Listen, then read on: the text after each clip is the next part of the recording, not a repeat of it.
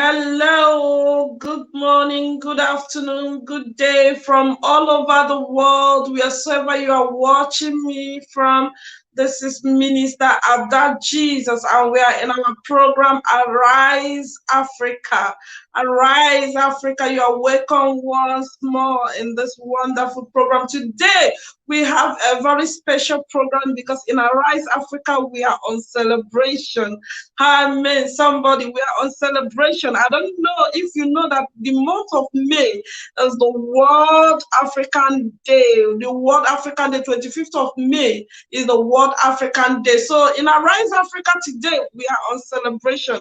Happy African Day to all Africans out there. Happy African Day to all Africans in diaspora. And from here also we want to send our sympathy to those of them that are suffering in the border of Spain from brutality, police brutality, political brutality, institutional brutality. We want to tell you that we are with you.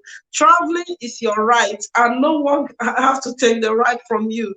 Today in Arise Africa, we are going to talk about being at the birthday, let us call it the birthday of Africa. So as we are in celebration, we have a very wonderful program today. We have prepared a round table, and this round table is co-anchored by the African Federation Union, Spain.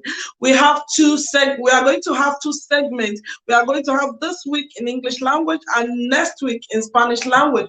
And the topic of today is going to be Africa, the Cradle of Humanity. Africa, the Cradle of Humanity. This is the topic that they have chosen from the Federation of African Union to celebrate African Day or to remember African Day this year, 2021. So in Arise Africa, in collaboration with the Federation of African Union, we are going to also speak and respect this topic, Africa, the Cradle of Humanity. Today, we have a round table which we have invited people from different part of Africa to air their view, to join us in this celebration. I don't know if it is celebration. Since we are live, we celebrate. Hallelujah, somebody. So today we have different guest speakers who are going to speak concerning Africa, concerning how they see Africa, the advancement problem, everything. We are going to touch everything. Everyone is coming with a different package. So today is going to be a special day. Invite your friend. Please share the program, share to someone, invite someone, sit down and watch us. You will not miss anything because today it promised to be good. It's promised to be good. So in the house today, we have Pastor Kanayo Prosper, all the way from Nigeria, Lagos, who is coming today. As usual, I know we know him to load us with a wonderful package. Today Pastor Prosper is going to speak on the topic which is titled Africa Resources Are the World Source of Living. Remember, I will say Africa is the cradle of humanity. So Pastor Prosper is going to give us this, how does African resources feed the world? And again, also we have Minister Evans in the house. Minister Evans is from Ghana. He has always been our guest, and we are honored to have you here, Minister Evans. You are welcome. Today, Minister Evans also is going to speak on the Minister Evans. Can you hear me? Yeah. Yes, I do hear you. Yeah, he's going to speak today also on a special topic which says African landscape. What does Africa contains? What is Africa all about? How is Africa? You want to tell us the details of Africa today. And also in the house we have all the way from Cameroon, Miss thobi, Marlo thobi, all the way from Cameroon. Today also she's coming to speak. She's one of our guests. Marlo thobi, if you are in the house, please can you come to the screen? Marlo thobi also is coming to speak to us today about the power of positive thinking.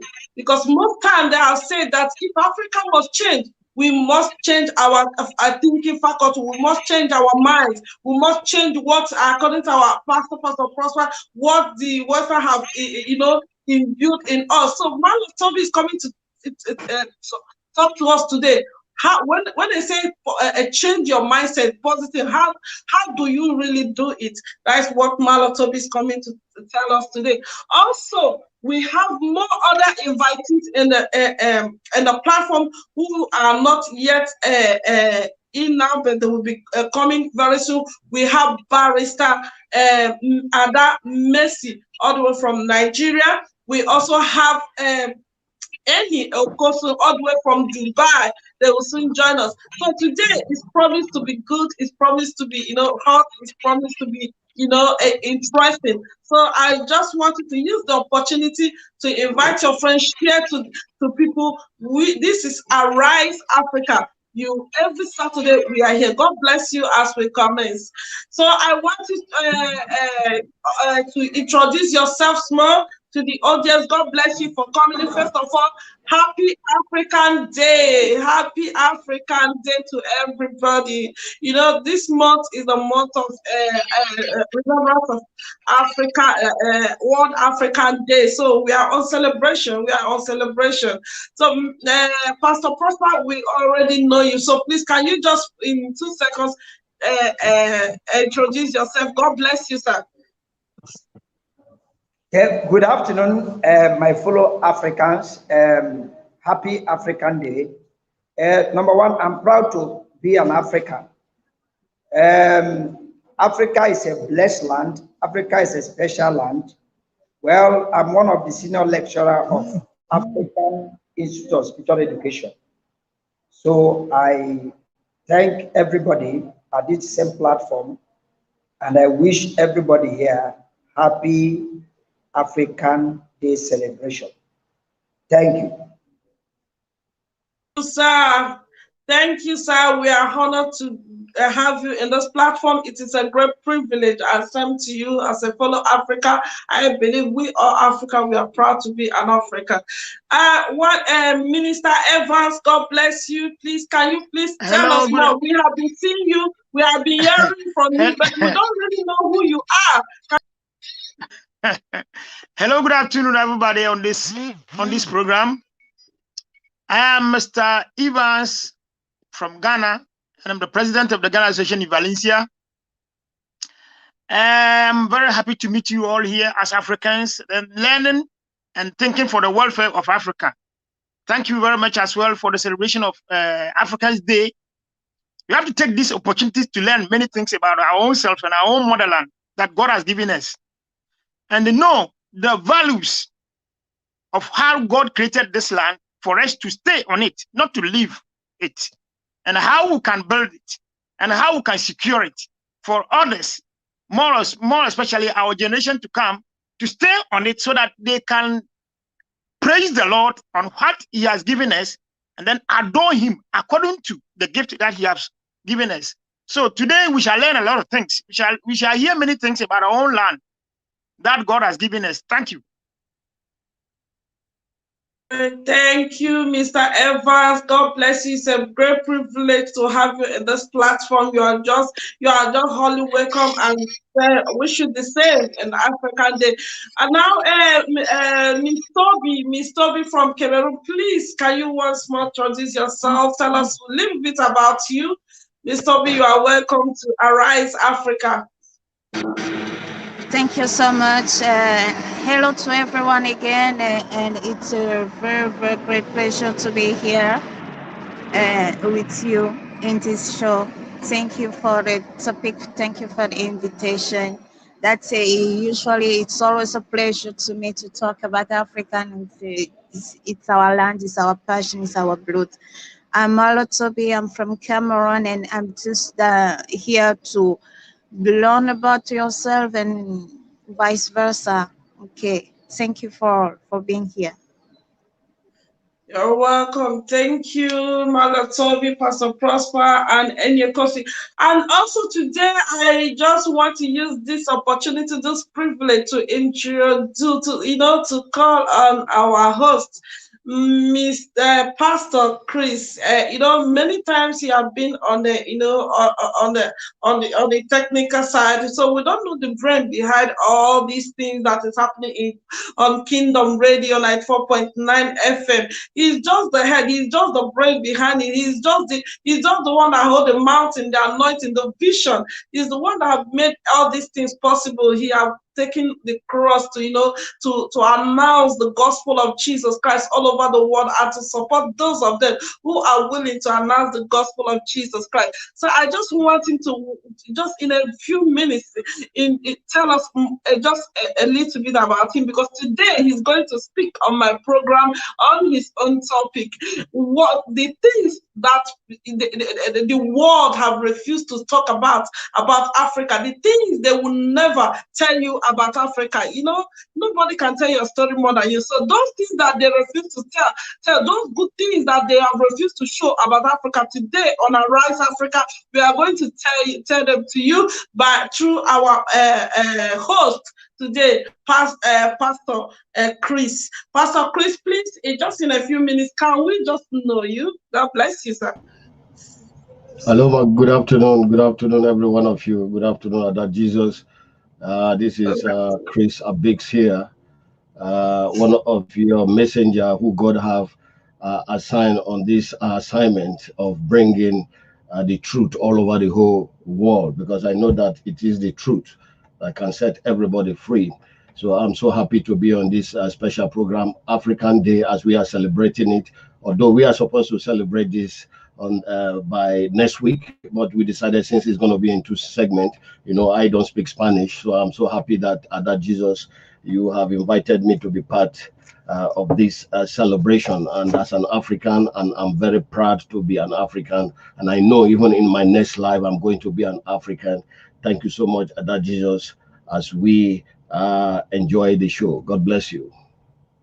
Thank you, Pastor Chris. Thank you. God bless you. It's a privilege to be in your platform, not having you in the platform, because the platform is yours. So it's a privilege to be on this platform with you, to work with you. God bless you. May your anointing never run dry. May God meet you at the point of your need.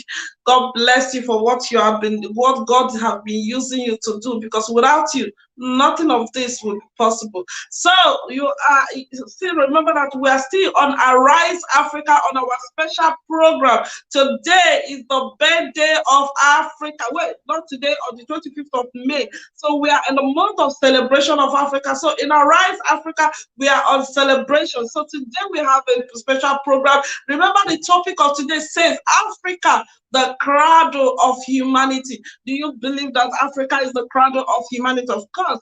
Even the science have proven it, God have proven it, everything is luring us to it. So today, remember that you can follow us on Kingdom Radio 94.9 FM, Facebook Live, where we are streaming live. You can also follow us live on YouTube, Kingdom Radio 94.9 FM. We are also streaming live on YouTube as we are talking. You can also follow us on Instagram, Kingdom Radio 94.9 FM. Invite your friends. We are about to comment. So I want to comment with Minister Evans, please. We have like kind of 15 minutes to speak for it. No, 20 minutes, sorry, so that we can ask questions to speak on each topic. So I would like to comment with Minister Evans. Minister Evans, it's long we have been, missing you. So, the Africa is a great continent. In landscape, Africa is greater than all of Europe put together, all of America put together, all of Asia put together. So why I want to start with you is that today is African Day. So we want the introduction of Africa. We want to know more about Africa. What is, who is Africa? What is Africa? So we want to start with you. God bless you, sir. You can comment. Thank you, Ms. Ada Jesus, and thank Pastor Chris for this program that he has inaugurated. I think through this you can learn a lot of things. The there are other topics that I can speak about, but for time's sake, let me jump to another thing, so that next time I can give you a geographical, historical details of the formation of the land of Africa, how it came to existence according to Bible research and according to geographical research, so that the two will combine for us to know that what God said in the Bible was true. It was not a lie. Okay, today I would like to speak about the marvelous land texture of Africa. Africa, as we all know its name to be Africa, in some years ago, it was not Africa. It was not called like that. But today, in this era, in this our time, we call it Africa, in the sense that it has been a common name given to it. But I'm going to speak about the land texture of Africa. Africans have a very marvelous texture of land, that is the soil, that permits many plants to grow there. It is the only continent having that type of soil. Let us be wise. The plants in Africa can grow mostly in Africa more than other places, which is the texture. The fertility of the land permits the plants to grow. And this is what makes the land useful for all sorts of farming. Now, besides this marvel on the soil texture and the conservation of the land, this same land that have a marvelous soil texture, this same land contains minerals, which exist only in Africa but nowhere in the world. Now, let us see something. In the first place, the land is arable, it's fertile for farming, for all sorts of farming. At the same time, this same land contains minerals. So, what is this land? It is a land that is envious by everybody in the world. So, Africa should now know the value of its land, how God created it to be, and what God had wanted to transmit to us. That God knows why he put us there. He knows why he put us there. Because nobody can question God why did almost all minerals in Africa, but he leave the other places. Nobody can question God for what he has done. But today, I am talking about the essentials of the values of African land. This land texture permits the scientific growth and the industrialized purposes of the world, because the same land that we farm on it is the same land carries minerals that will enhance industries, industrialization, and scientific improvement. So Africa is a place where no white man, no other man can do away with it. I remember when I was here in the first time in Spain, a certain university girl told me something. She said, Evans, Europe can't do away with Africa only because of metal. I put this in my mind. I said, why? He said, the Europeans and the Americans and the advanced world depend upon Africans for their wealth, for their prosperity. So they cannot do away with Africa, irrespective of whatever Africa will be. They cannot do away with Africa. And it is true. Look, the whole block of African land is useful for farming as well as mining. Let me cut it short as so. Now, according to the geographical research that I made, I came to a conclusion that about every 200 kilometers of a mineral, of a mine, there is another mine, and that is another mine. Let me say something. I'm saying that according to the research that I made, if there is gold here in Lagos, for example, or in Accra, or in whichever capital it is, from 200 kilometers from Lagos to other place, there's another mine. It takes time to know it. And this mine is another mineral. Okay. Now, another 200 kilometers distance from that mineral, there's another mineral. So what sort of land is this? Let us be careful, Africans. Europeans and the advanced world will be encroaching on our land as long as this world exists, because the land is valuable. The land is very useful. The land is beneficial. The land brings money. The land contains money in other ways. Now, and on top of this mineral plate of soil that we have, we can have farms on it. Now, from the northern Africa, let me say from a place called Ceuta or Melilla, there is a place that borders with Spain, on the southern part of Spain. From that northern tip of Africa to the southern tip of Africa, that is the Cape Town of South Africa, there is this desert. Now let us see. We have termed desert to be useless land, but the African deserts are not useless. They are useful. There is this desert, like we have the Libyan desert. Let me start from the Atlas Mountain. Just beneath the Atlas Mountain, there exists the Libyan desert.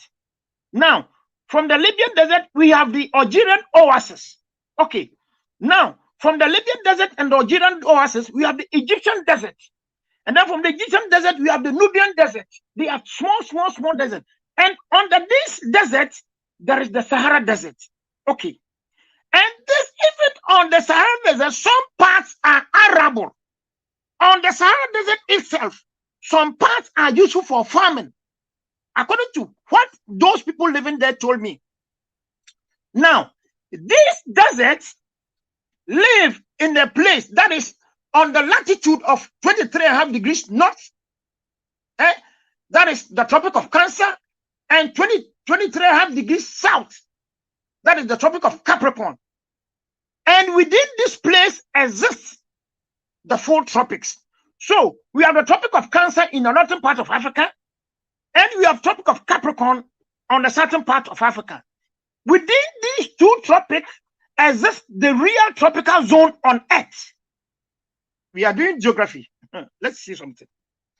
And it is in this zone that the sunlight, it is in this zone that the sun rises from 6 o'clock a.m. to 6 o'clock p.m. Now, let's see. Within this same zone that the sun rises from 6 o'clock a.m. to 6 o'clock p.m., any other zone where the sun delays behind 6 o'clock p.m. or it rises not from 6 o'clock a.m. but rises from about 8 o'clock to 9 o'clock, that is temperate zone. That is out of the tropics. Should I explain more? I'm saying that out of the tropics, the sun does not rise at 6 o'clock and the sun does not set at 6 p.m. That is it. Okay. And in this tropical zone, there exists a certain marvelous land of Africa that is the real tropical land, that every plant, if there are about 1,000 plants on it, about 900 can thrive well on that land, on that piece of land in the tropics of Africa. And it is on this land that's the best rainfalls. Okay. Let's see something. It is on this tropical zone that the best rainfall occur. So where there is rainfalls and where there's photosynthesis, the sun rises and the sun sets at time, there exists another layer of gases called the troposphere. We have 3 layers of gases. We have the troposphere, and then we have the mesosphere, and then we have the stratosphere. For time's sake, let me talk about the troposphere alone. Troposphere exists in about an area of about, from the area of the Earth, from the top of the Earth, from the height, from the top of the Earth to a height of about 10 kilometers above the Earth's surface. This is why we call the troposphere. In this zone of troposphere, there exists some gases, a layer of gases surrounding the Earth from the surface of the Earth. And these gases mixed up with the sunlight causes plants to thrive well and will grow to the best height. So it is in these areas that plants or trees can grow to their maximum height. In these zones. And in these zones, there exists all types of trees that are viable for human existence, that aid human existence. And it is in this zone that because of photosynthesis, plants can grow to their best height and sizes. So African land will be envied by the advanced world as long as these plants and life can exist best on that place. Now, the troposphere is where these plants grow best and exist, the best formation of rainfalls, and these rainfalls maintain the land on its best texture and repair every damaged land through fauna, dead leaves, and soil fertility. Now, Africa needs to know that this place is arable for farming, so Africans should not have imported food. Because why? This place, in the farmlands of this place, we don't have to apply fertilizers. We just grow up the seeds and they grow to their maximum height. There is no need we apply fertilizers. Now, this is what is happening in Zambia, for example. Zambia imports seeds to plant, whereas they don't need this importation of seeds. Now, this importation of seeds that Zambians imported, their crops could not grow. So it is a sort of capitalization that white people want to use to mandate the farming work in Zambia or in Zimbabwe. Now, in other words, these farmers whose crops do not grow well or do not thrive well due to the bad or poisoned seeds that they bought from the advanced world, now they are losing their farms and they are handing over their farms to the white people, whilst these white people are still maintaining their farms. So what is the secret behind it? The secret behind it is just simple. Because Africans, or let me say Zambians, Zimbabweans, did not know the land texture of the soil that they are having, they depended and they were convinced by white people that they should import seeds. This is a sort of capitalization or colonization. If you import seeds from them and you sow it on your own land and they do not grow well, there is a certain charges against you. What are the charges against you? They are sabotaging your farms. So they are leading you to poverty. They are leading you to hunger, and they are destroying your economy. So Africans should be well educated on our land. Just know it. Africans should be very careful with our own land, because if our own land are not viable, they are not arable, they are not good for farming, these white people will not come there to do farming on our land. Thank you, Remember Mr. Prosper. We are going to come back again. Mr. Evans. Hello. Thank you. I know, Mr. Evans, that you are loaded. I know that you came very loaded today, but as you know, today we have many people on the platform, so we will still come back to you. Okay. We want to use the opportunity to welcome one of our guests, Enny Okosun, all the way from Dubai. We have been waiting for you. Good afternoon, Enny Okosun. Happy African Day. Happy African Day. Today we are on celebration. So we have been waiting for you. Sorry. Yeah, go ahead. I wanted to use 2 minutes. I just feel the audience and introduce yourself. God bless you. Hey, thank you very much. I really appreciate this. It's my pleasure to be here and to actually, when we are talking about families, we just need to support ourselves. And, when the clarion call comes, we just need to attend to it. Though we're kind of busy, but notwithstanding, we're still here to. Can you hear me, right? Can you hear me? Yeah, of course, we are hearing you. We are hearing you. Okay. Yeah. So it's my pleasure to be here. My pleasure to talk about Africa. Yes, sir. Yeah, Yeah. today, as you know, today we are on celebration because 25th of May is the World African Day.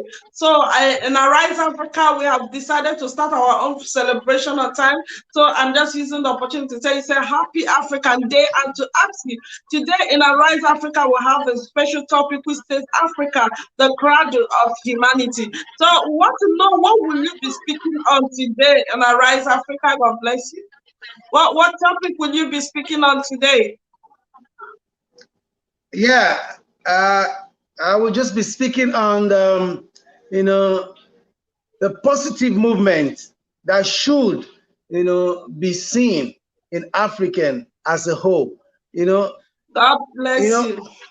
yeah. Just there got to be positive movement, Okay, which thank we have not you. been Thank seeing. you. Yeah. Thank you, Enny. We'll come back to you. We still have other guests in the house because you came a little bit late. We have Minister Evans from Ghana who have just spoken.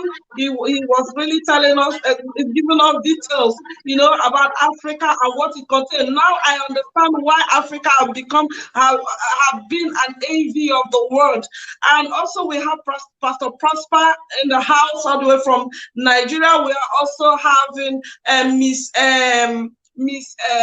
Thobi, Miss Marlo Thobi, all the way from Cameroon, who is also going to speak today. We also have Barrister Mercy Ukonu, who have not yet connected. We are still waiting for her.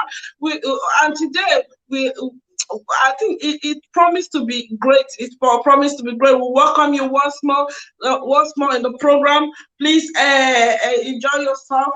And now we are going to Miss Pastor Prosper Kanayo, who is going to tell us today about the resources of Africa and how it feeds the world. What are the resources? What does this Africa carry? Is Africa an empty landscape? Is Africa does it have something special apart from what the world are showing about Africa? Does Africa have something good? God bless you, Pastor Prosper. You can commence. Well, good afternoon. Thank you very much. I really appreciate my brother from Ghana for the history he has given to us. One of the things I want to say today is that this is a special day. We're not going to mark only one day to celebrate Africa. We celebrate Africa every day. By the time we know what God has deposited in our land, what we have, that we are the best, I'm telling you, the celebration should be every day. So I really appreciate my brother from Ghana. That is a very wonderful history.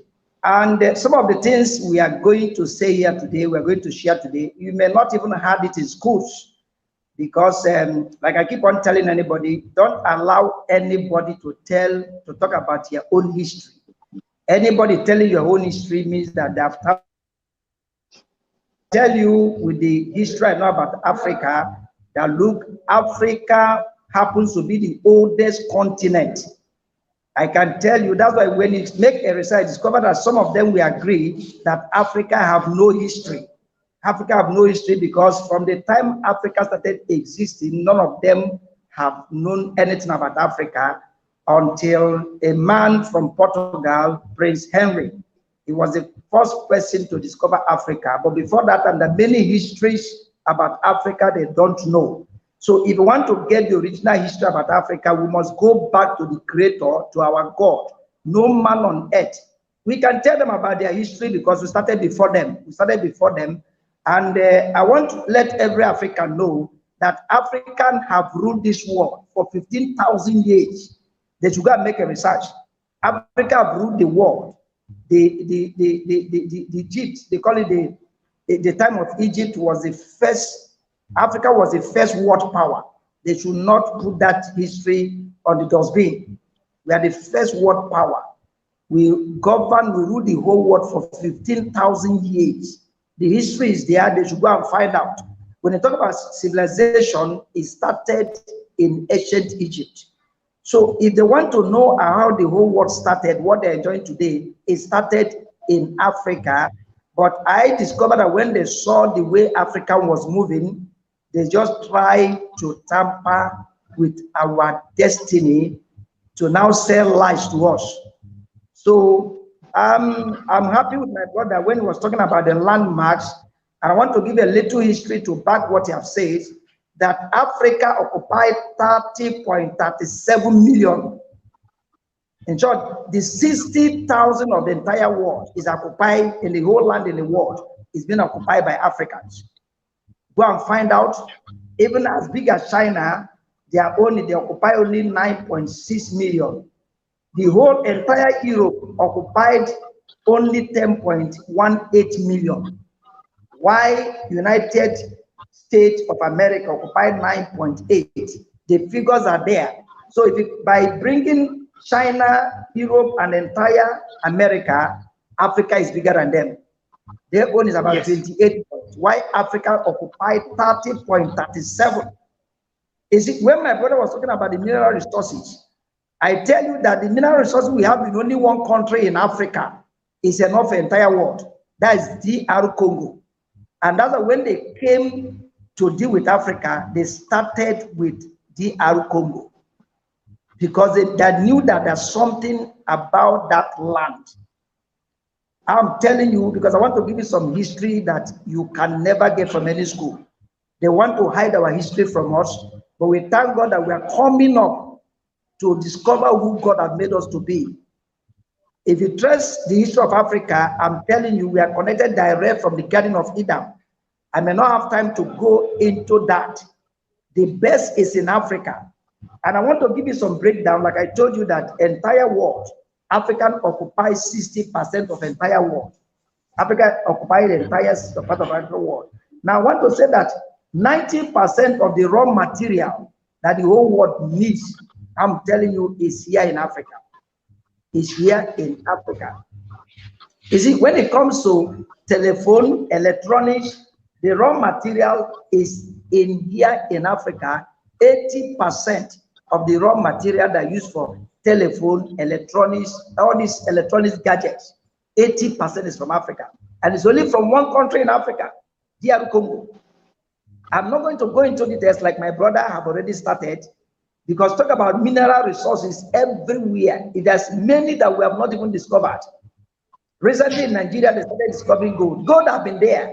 There are many that we have not started discovering. That's why I discovered that even the Chinese are moving in a large crowd to Africa because of our mineral resources.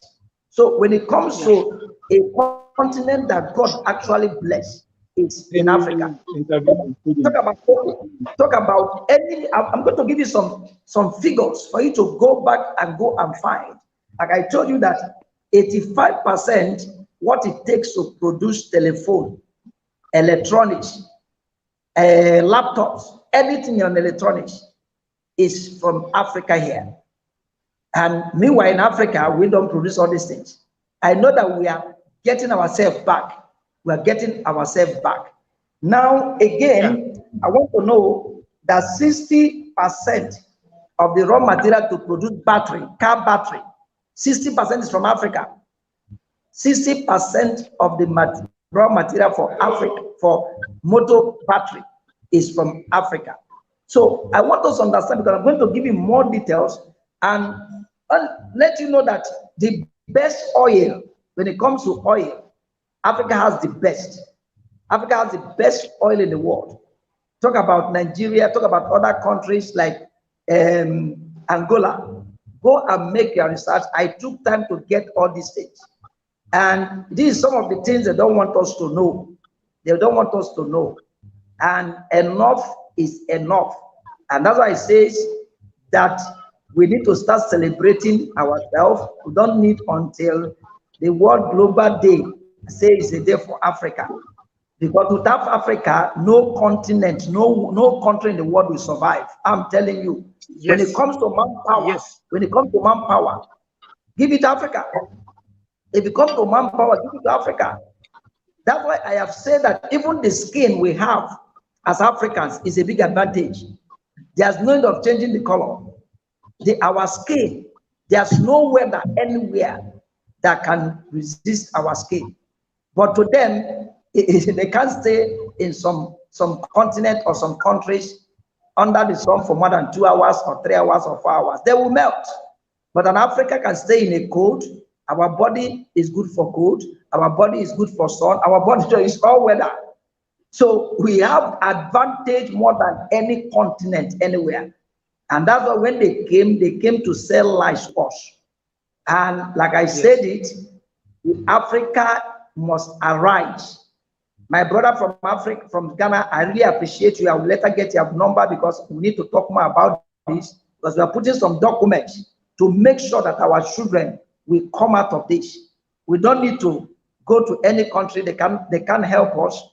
Let me tell you, as a man cannot survive without God, as a fish cannot survive without water, no Western world can survive without Africa. No Western world. They can't survive without us. In short, for them to exist, we have the advantage. So I'm giving you some figures. Talk about cocoa. Africa has the best cocoa. Talk about any agricultural material. I was surprised when my brother was giving figure that even Zambia or Zimbabwe went to import what they call a seed from another country. This is just someone is trying to deceive you, because in our land we don't need fertilizer. We don't need fertilizer. If anybody advises us to use fertilizer, I'm telling you, it's just to deceive us.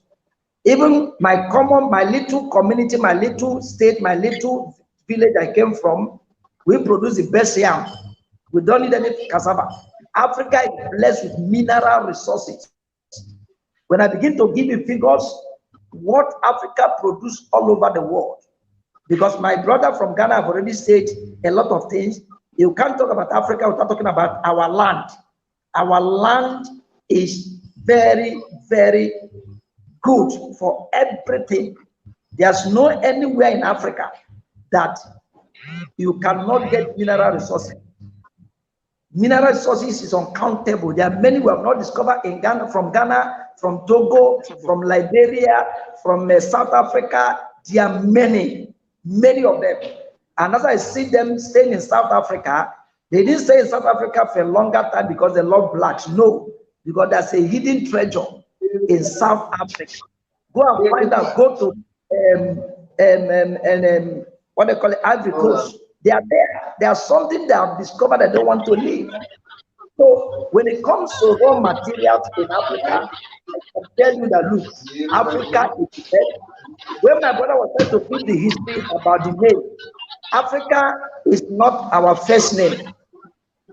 It wasn't to be our first name. It's during even the Roman Empire, they came with the name Africa. But before that Africa, there's a name that we have, we are being called. Another, I repeated it, that any history that's written or documented by any Western person is not a complete history, because it was when Africa existed for many years. They now have access to Africa. So I want to encourage every African to go back to the drawing board and make sure we get some certain things right. So if Africa, we're going to be at the place God has designed us to be, we must get these things right. So I don't want to take much time from other people, because many people have many contributions. But what I'm trying to say, that the entire raw material, 90%, the whole world needs is here in Africa. Both the ones we have discovered, those ones that are still hidden, they are still there. So, and I'm encouraging those in Europe, those in America, to start coming home. Yeah, Africa is a better place to live. You see, when it comes to some of these natural disaster, only for you to add them in up. That's another thing you need to add. Go to what they call it, Asia, like Indonesia. There's earthquake on a daily basis there. There are many issues that are happening. Find out there's something special about this Africa. There are many sicknesses that keep people on daily basis. Hardly for you to hear it in Africa. So because our weather is advantage to us, our land is advantage to us, and I want to stop here for now so many people will contribute. Thank you very Thank much. you, Pastor Prosper. Thank you, thank you. That was that was really a wonderful one. Thank you for that. I know we will still come back. I know this topic we really need time to really go deep because this is really deep about Africa. This is really deep about Africa. We still need more time. We will still come back again. God bless you, Pastor Prosper. God bless you, Minister Evans. I don't know if Barrister Macy is in the house so that we can welcome her. Pastor Chris, do we have Barrister Macy in the house? No, we don't have her. No. She's on her Okay, way. we continue. Remember, we are still on Arise Africa. In Arise Africa today, we are on celebration. We are celebrating World African Day, which is 25th of May. So we have just started our own celebration in Arise Africa. Today, being 22nd of May, we are holding a round table talk. The topic says Africa, the cradle of humanity. Next week, we are still going to hold another round table talk, but it will be on Spanish. I want to use the opportunity to remind you that this program is anchored by the Federation of African Union, Spain. They are the one that have brought this topic, the Africa, the cradle of humanity. But today we have different guests from all over the world to speak on this topic, the Africa, the cradle of humanity. We have heard from Mr. Evans all the way from Ghana. We have heard from Mr. Pastor Prosper Kanayo all the way from Lagos, Nigeria.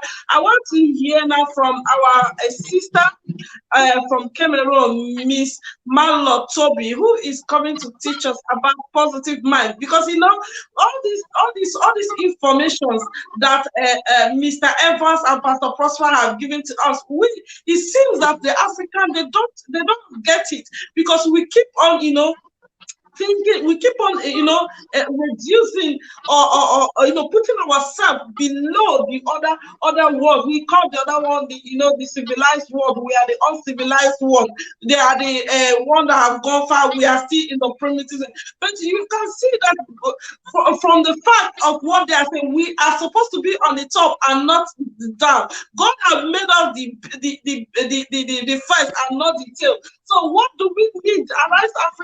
In Arise Africa, what we are talking about is a solution. What do we need for Africa to rise again? Many have said that Africa need a change of mind. Africa need to reset their mindset. And that is what our sister is coming to speak on today. When you talk about the practice, the science, you talk about I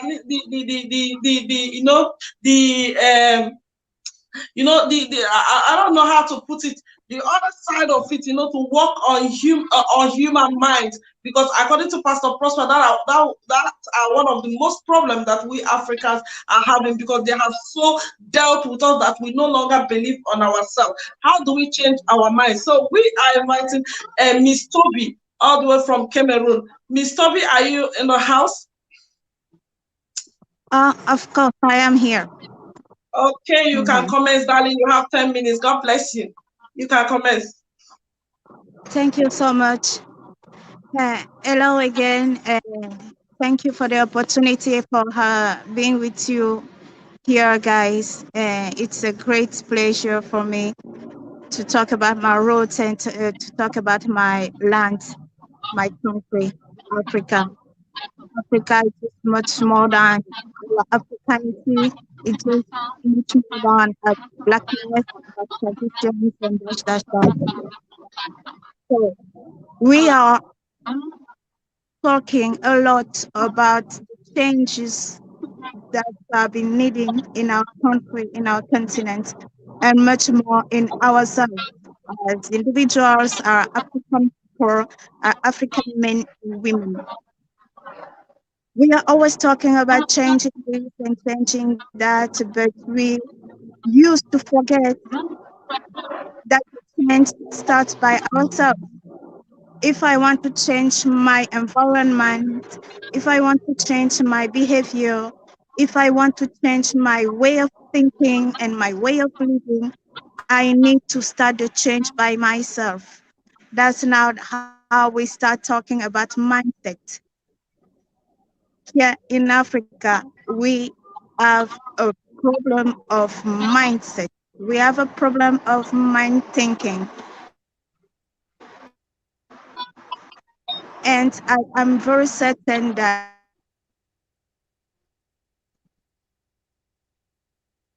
on this issue, we should be able to solve every single other problem in every single aspect of our society, starting by our children, our families, because both are the base of our society.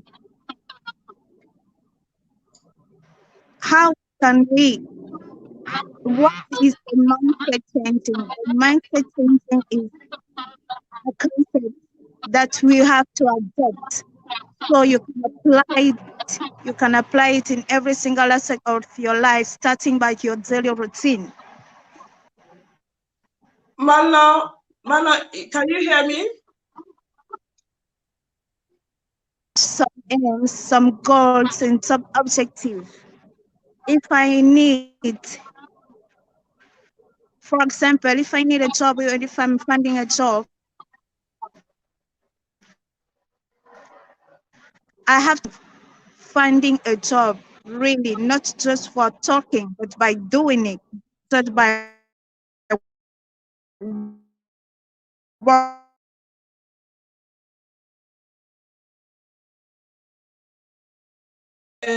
Network problem.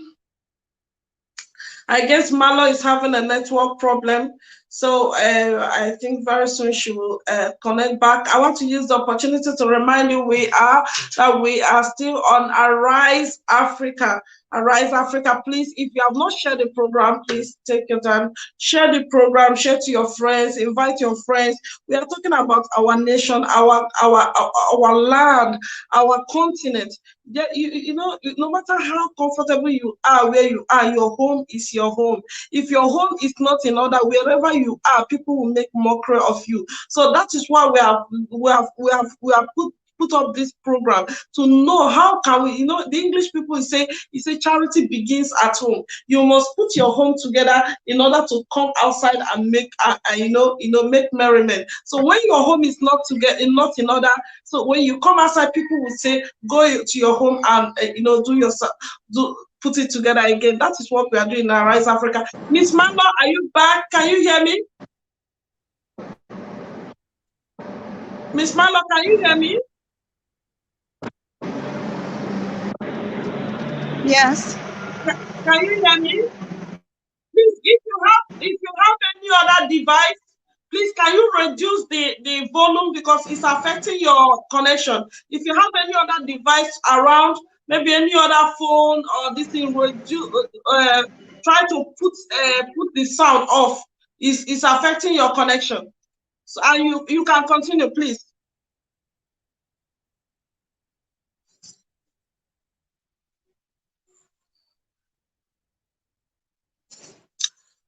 Okay, we'll come back to Marlo because it's like she's really having a problem with her network today.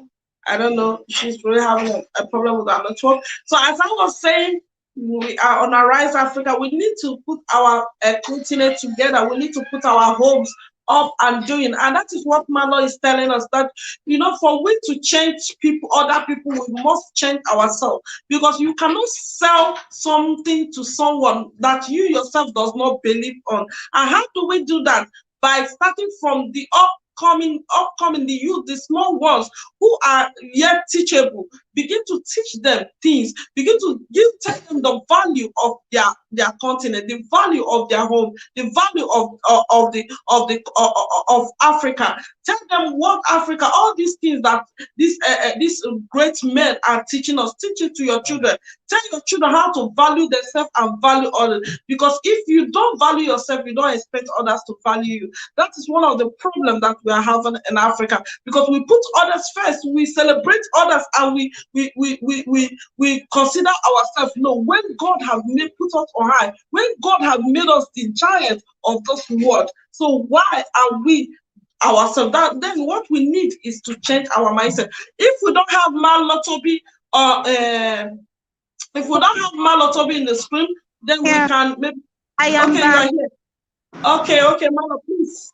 You can. It's like you are having a network, poor network connection today. Yeah, I can see that. I'm very Okay, sorry. please try round up. Yes, I was thinking. I was saying, we can apply those little tips and tricks in our daily routine, in order to change our minds and in order to change our lives. The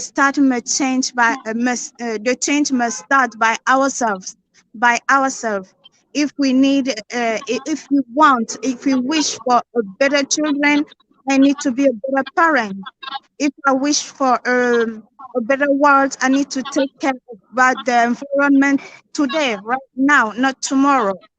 If I wish and I'm dreaming for a better future, I need to work on it right now, today, not tomorrow. A mindset, the change start by ourselves. And we need to be the example. Those talk about later. Say, yes, I saw him. He was doing this. She was doing that. She was thinking like that. And because of him, I'm a better person. And because of her, I'm a better person. That's the only thing we have in Africa. It's the one most powerful weapon we have, and we must conserve. Starting by believing about ourselves, starting by taking the real conscience of a value. Naim, We have to please choices. read. There's a problem. Peter. Okay, Marlo, can you just round up? God bless you. Yes, thank you. I'm just rounding up by those last words, And this is it about my topic, and I hope this is very, very wide and Back very banner. Like deep. We cannot touch everything about it right now. It's just a summary, a resume, and I hope you will all have enjoyed, because I am enjoying. So thank you again, and God bless you all.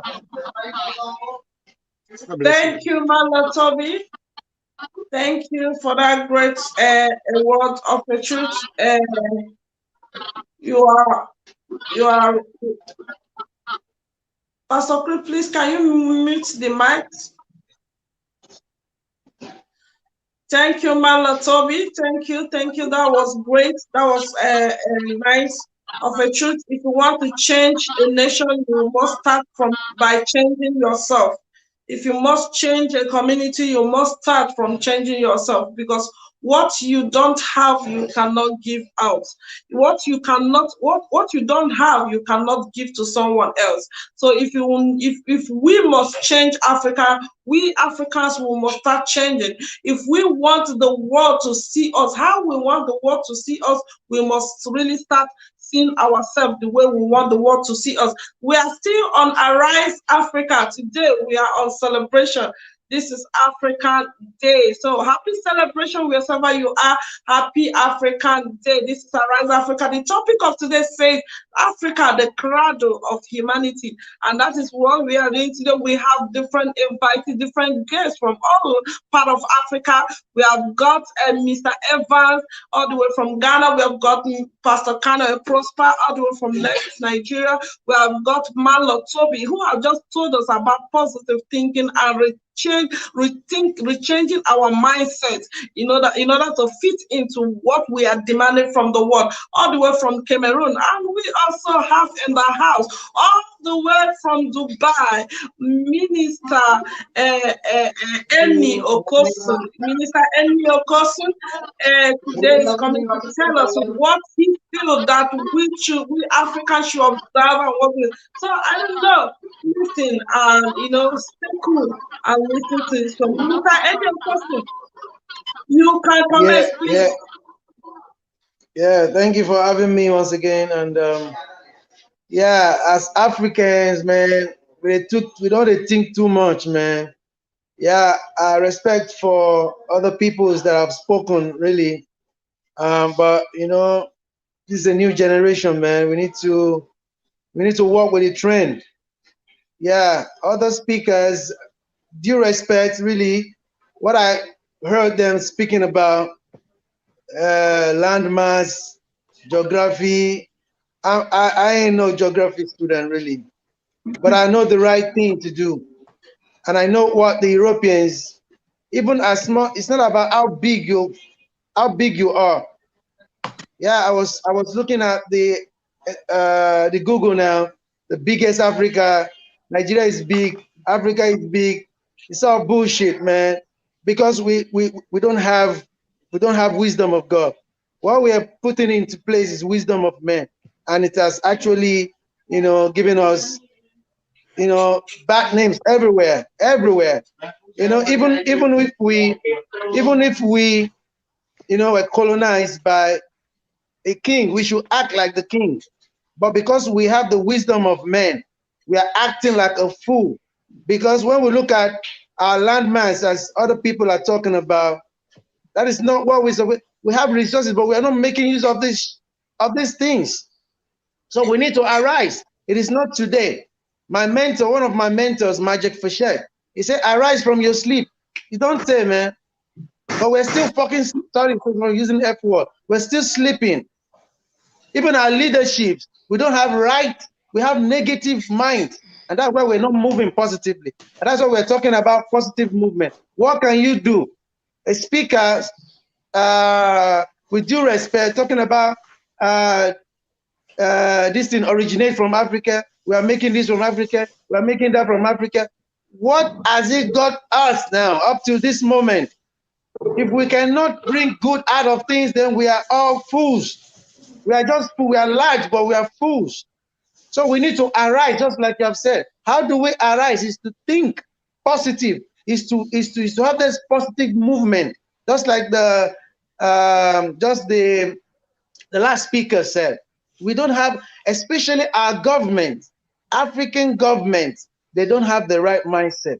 If somebody is there for 30 years, 40 years as a president, and you're not doing anything, you are a fool. We cannot arise by that. Even the Bible says it. If somebody is not, if you cannot provide for your own house, it's there. You are a fool. You are a fool at 40. We are so, even if you are big, even if you are large, you have a land mass. You are a fool. As small as Dubai, come and see what they're doing. Come and see what the leadership is doing. So we need to arise by thinking positively. We need to arise by leaving every selfishness. We need to arise by loving more and eating less.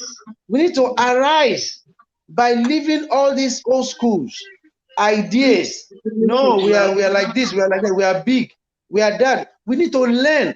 We need to inculcate these good habits before you can arise. Forget about we are big, we are small. What can we do with our resources? I don't really, it's not about I'm not cursing, but I don't think they can arise. If they want to arise, there has to be total demolition of everything. I don't think. I had hope, and I sang for African, green, white, green, especially Nigeria. I sang for African. I love African, but now we're losing hope because even they're not ready to change. They're not just ready to change. So I don't know how we can arise. I don't know how we can arise. It's not about how big we are. It's not about how large, how resources we have.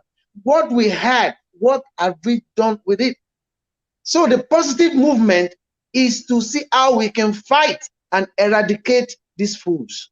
There are fools, there are wolves in sheep's clothing that we cannot see. Spiritually, they've brought down the glory. And I don't see it except God. And if God wants to move, he will move like a flood. He will flush out everybody. Even God, I'm telling you, God is not happy. If you see what a Muslim country is doing to its citizen, if you see what a Muslim country is doing to even non-citizen, he will be happy to have a Muslim than to have a Christian with bad attitude, with bad government. So we need to arise by thinking right to affect life positively, irrespective of any religion. Religion is a politics. You need to now say, how can I affect my neighbor? Loving my neighbor as myself. It's not about religion. So until we get that off in our head, until we rise up to that movement to say that no, we need to impact. Let God judge. Don't judge for yourself. Don't say this is a Muslim and you begin to condemn the person. No, until we stop that. So we need to arise and bring in the good side of it. You need to embrace. You need to love your neighbor as yourself. We're not loving our neighbor as yourself in Africa. Forget about how big you are. You are not. You are just big like a fool. You have this. It is religious. We are colonized, but we did not act. What? Okay, the king colonized us. We need to act, at least emulate them. No, Dubai emulated UAE. They emulated these people from Europe. Okay, we want to have a kind of train that a metro that you have there, come and bring it here. That is how they're developing. The kind of roads you have there, come and do it here. What have we done as Africans? And we want to arise. We cannot arise. I'm telling you, it's not a curse. Until we change that, until we ask God to move mightily. And if God wants to move right about now, because this thing has worsened, it has to flush out everybody. Because the corruption is eating deep. I don't know who will take it out. Even your prayer cannot take it out. That is why we need the mess and the fire of God. Because every time they say 20 years past, we were open. It's still the same. Africa is still the same. I met so many Africans. Everybody is running away. Why? Why? So I know that by this, we should take up and forget about the history. I don't know history. I don't care to know about this is 30 billion. I don't care about that. I care of what you are doing to your citizens at the moment. What are you doing? Dubai in 2007 wasn't like this. In just a span of 10 years, 15 years, 20 years, they are like this. Everybody wants to come. What are they doing? What are they doing right now? They're not even intending to change. And you say you want to arise. We're not arising to anywhere. It's not a cause until they are all flushed out. So my own point is, at your own area, at your own government, what you can use to affect life, you do it. And let's continue to pray. We're fine. Let's continue to pray. And let's go to ask God to move mightily, because really, they're not arising anywhere. I don't think we'll arise. That's all my point. That's all my point. I rest my case for now. Thank you, Mr. Enny Okosun. Please, Africa, we must arise. We will arise. We are going to arise. That is for sure. We can nobody, no child that is born and remain where it is. We are all learning. If you can see all those people you are talking about, they have many, many years, things ahead of us, but we are still coming. We are coming. We will get there. We will arrive. There's nothing like God to hold us, because we're already there. And God, no man is bigger than God. Africa is going to arise, and that is what we are talking on Kingdom on this program. Arise, Africa. Africa is going to arise. Our children will arise. The next, our tomorrow is going to be better than our yesterday. So we are not going to remain. If it is a mass agenda, it will not work. If it is a spirit agenda, it will not work. We are not, our children and our children are not going to remain in the same state. We are going to arise. It all depends on our mindset, as our sister has said. If you begin to think that it will arise, I begin to think it will arise, everybody begin to think it will arise. Positive thinking, then it will arise. Definitely will arise. But I understand your own point of view, because it is frustrating to see just simple things that can simply be put together, and yet it is not being done. So it is frustrating, especially to the youth. It is frustrating. Look at what is happening today in Spain. It has been, it has been very ugly. It's an eyesore. It's an eyesore. The youth, everybody wants to leave the continent. It's like the continent is not, conducive for human living, because of what? Because of the state that people found themselves. So I understand you. I understand your heart. I understand your feelings. It is natural, because that is why we are saying Africa has to arise. Someone has to hear our voice.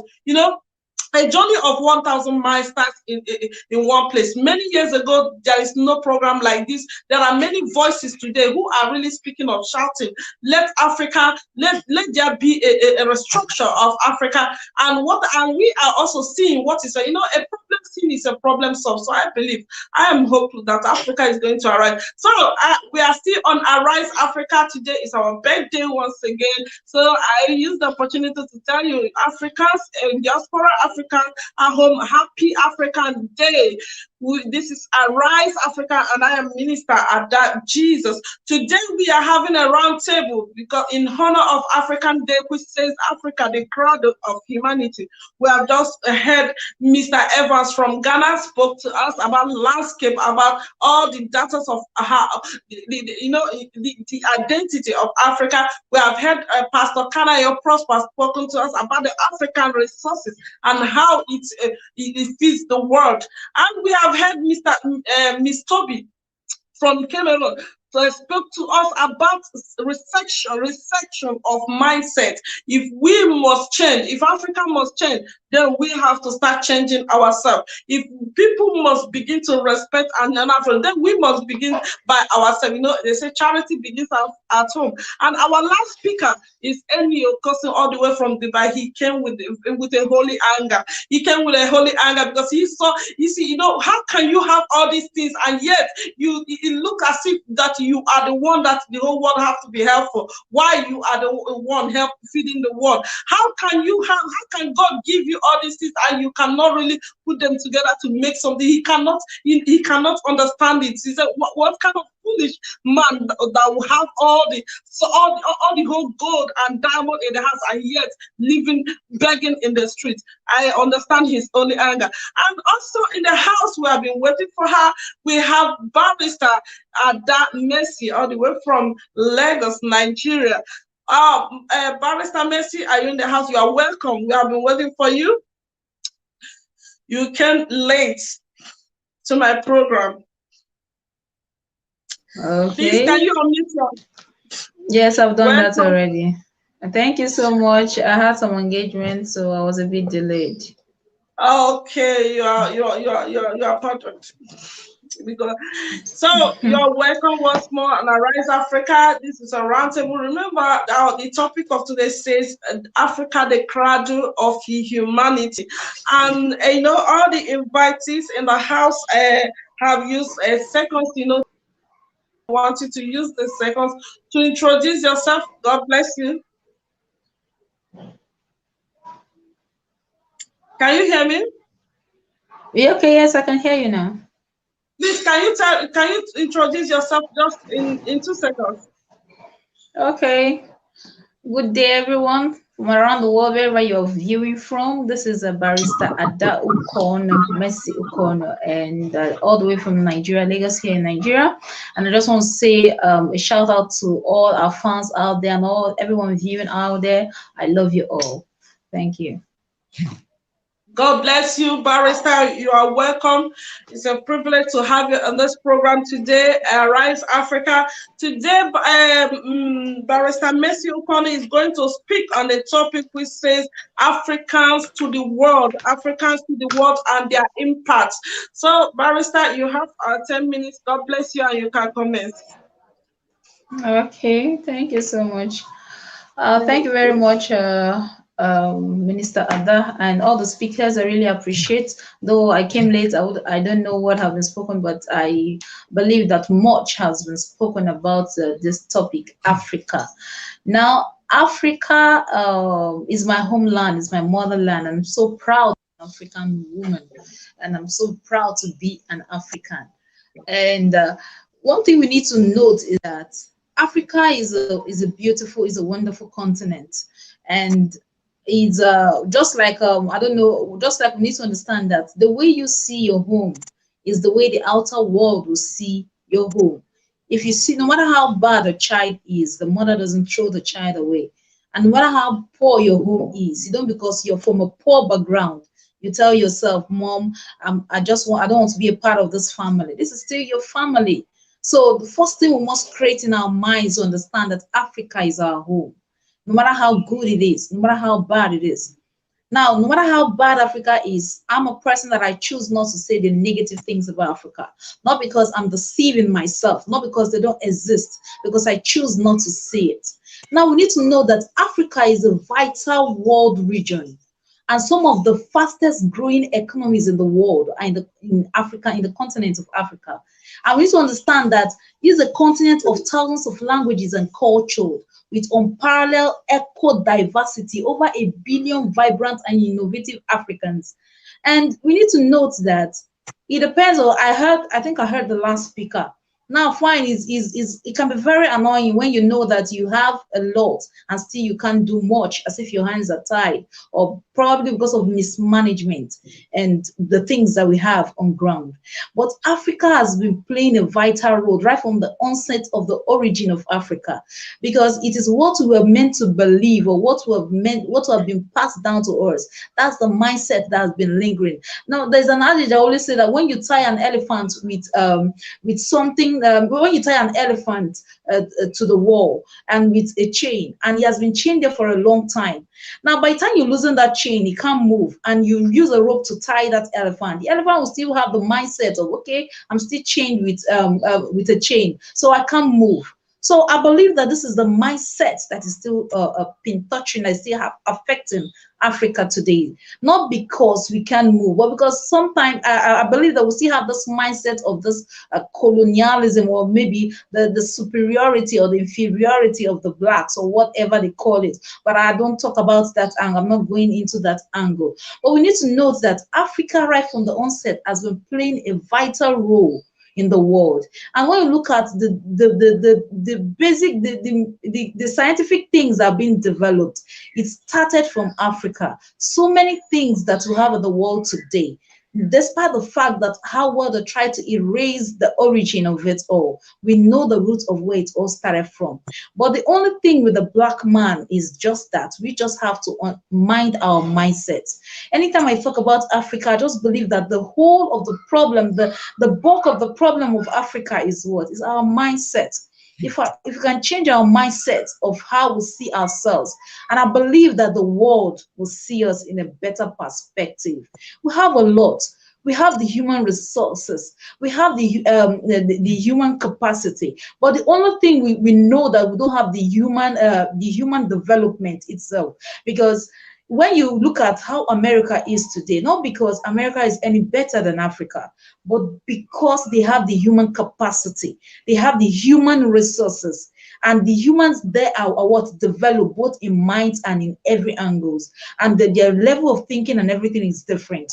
But when you come to Africa here, that's why you see that when investors, they come down to Africa to invest, because they know that they get the labels there. Why? Because they feel that they're going to get what?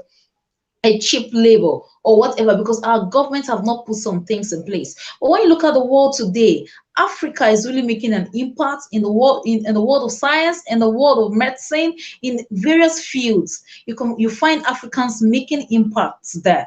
Now, the only thing I just note that we just need to understand, because if you look at, we have a plethora of sources that have shown that most of the development we have in medicine all flowed from the history of Africa. And when we look at the story, the life of the scholars like Aristotle, Socrates, and all that, they all learned from what? From Africa. They give their credence to Egypt, the ancient Kemites. So if we look at it, that Africa in a way has played a very important and vital role, and has really impacted the world positively. When you look at the use of paper, the use of ink, the ink, paper, and all that, even the first solar calendar was discovered by the Kemites, when they understand the impact of the sun and the moon on the origin of everything on earth. And the first calendar was invented by them. So we need to understand that Africa really has a lot, and we really, in everything, God has really blessed us. within us and outside, we're really blessed. But it's just for us to understand our place and project ourselves in like manner and to the world, the way the world will see it. So that's why what I'm saying is, it said Africans to the world and their impact. Africa is really what's making a lot of impact in the world and in various fields. Is it the manufacturing field, or is it the scientific field, or we're looking at medicine or the development of law, or in every angle, in every sphere? Africans are really what's playing a vital role. It just all left for us to understand and have that mindset within us and work with it. So I don't see that Africa doesn't have a problem. We don't really have a problem. The only problem we have is a mindset problem. That's all. That's the only thing I see that we have in Africa. Yes, our leaders are not helping to help us make, are not helping the citizens, or are not helping the country itself. Fine and good, but we can't dwell on all that. We need to understand that there's still much more that each individual can do. And I look at it that the Africans in diaspora, we go out there. What is our impact? And the whole scenario, we need to understand that most of the time when we run out of the country, some make an impact, but some don't. We run away just to forget where we are, where we're coming from, and we stay there. And we find out that it's still these Africans in diaspora, some of them that still criticize Africa, that Africa is not doing well. Because when you leave your home, no matter how bad your home is and it's not growing or it's not bringing out what you want out of it, what is your own impact? What have you done to ameliorate that situation? What have you done to bring it up to a standard that you want it to be? You're somewhere, yet you might say that, okay, what only me can do that. One person, a little drop of water, what's really make a mighty ocean. You never can tell what your impact, what you do, what you contribute, what it can, or how it can affect someone positively. So definitely, even the Africans in diaspora, most times all we just want to do just to leave the country, or just to leave the country. I don't know where African nation you're from. All we just want to do, I just want to leave Nigeria, I just want to leave Ghana, I just want to, let me just go out there.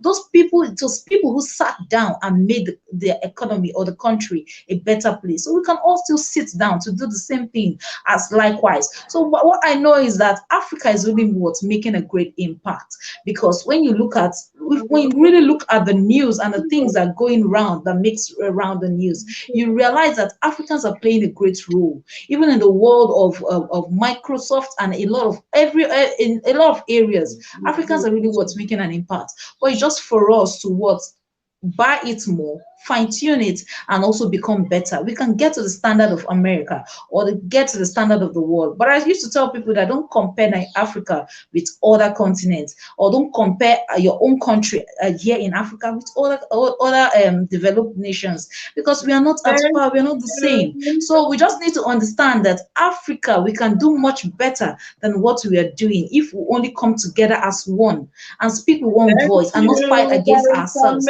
and also understand that we have a lot within us, but it's just for us to see it ourselves and to showcase to the world what we have. Thank you. Thank you, Ukonu. That was a great one. That was a great one. I can also understand your own side. You know, we are just living in this state that everybody have, kind of feelings. It's not easy when you are in diaspora. I can really assure you that most people in diaspora, what they got to pass through, what they got to see, the treatment they got to receive, the talk they got to receive, at times it can bias your mind. It can bias your mind. And those of them that are out there, maybe it also affects the mind, because when you don't come out and see what others have, you will not really know that you are lacking behind. So I can really understand from every point of view of everyone. That is why we are in this program. That is why we put up this program, Arise Africa, because we want to learn from each other. We want to sit down and discuss where are we lacking behind, where are we not doing it well, what do we need for Africa to rise again. Thank you, Barrister Ukonu. That was a great one, and all the speakers in the house, I really appreciate you, because we will need to hear from different sides, from different minds, from different hearts, from different feelings, so that we can really understand all points of view. And the last speaker we have on the house before we can come together on our questions, where we can, rub minds together. The last speaker we have today is Chris. Pastor Chris, the host of Kingdom Radio 94.9 FM. We have decided that he should honor our program today and, give us speak on this topic because we are on celebration. This is Rise Africa is celebrating African Day because May is African Day, May 25th. So, Pastor Chris, I just want to tell you, Happy African Day and welcome to Arise Africa. You can commence, Pastor. God bless you. You have 10 minutes. Yeah, all right. Thank you so much. That Jesus, I think I will not really lose this opportunity that you have given to me for me to come up here to tell my people on this day of celebration. Once again, congratulations, my people. As an African, and I'm very proud to be one of them. And I also told you earlier that in my next life, I'm also going to be an African because I love Africa because Africa is the home of everyone, and Africa is the beginning of human life. Yes, there's so many things that I would like to talk today on this day of celebration. And I think we have to go back because if we don't know our history, it will be very difficult for us to know where things went wrong. Today, we will look at what happened exactly in the 14th century. Don't forget that once upon a time that Africa was one of the richest continents in the whole world. Everybody knows that because all the raw materials that you can talk about, gold, diamond, silver, and so many other material that you need for this technology we are seeing today are all in Africa. And just because of this, it attracts a lot of investors to come down there. Many are coming to look for spices. Many are coming to look for raw materials that they can use to go and develop their nation. And by that time, we are very rich, very, very rich. We have everything.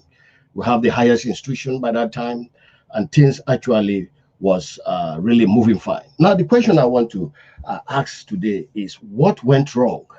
What went wrong in Africa? Why did Africa become so poor? Why did Africa become no more valuable in the continent today? Why? What is the reason? There are some factors that we have to look into here where we got these things wrong. Now, by that time, I think we have the Arabs who started by, invading Africa. They were interested in slavery. They came down there. Even before they came to buy slaves in Africa. Already Africans, they have slaves, which they have in almost every home have a slave. But the difference there is that this slave they have also have rights in that family. We don't see them to be a slave that maybe you can make use of them and you don't give them. They are also inherited, but they bear the same surname. They live together. They take care of them, and so on and so forth. So I think these people from the Asia or from the Arab land saw this opportunity that, okay, why don't we see, because they need manpower, why don't we see what we can do to make sure that we can tell them to sell their slaves to us so that we can use them to develop our country. So from there, the chiefs or the leaders that we have, which is the biggest problem today, we really need to talk about it, because where the father have erred, where the father have get it wrong, is that they refuse to protect what belongs to them.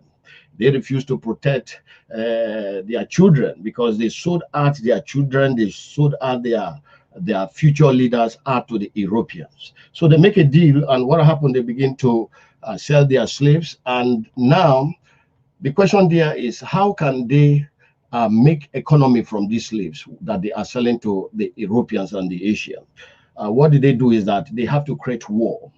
They have to create war among the villages, among the countries, among the territories they are. So there was a lot of enmity on that time. And when they capture the slave, now they will sell the slave to these people from Arab countries, and they will make money. And now, since they are in war among villages to villages, community to community, country to country, they forgot to make investment. They forgot to go into industrialization. They forgot to be company. They were only buying weapons.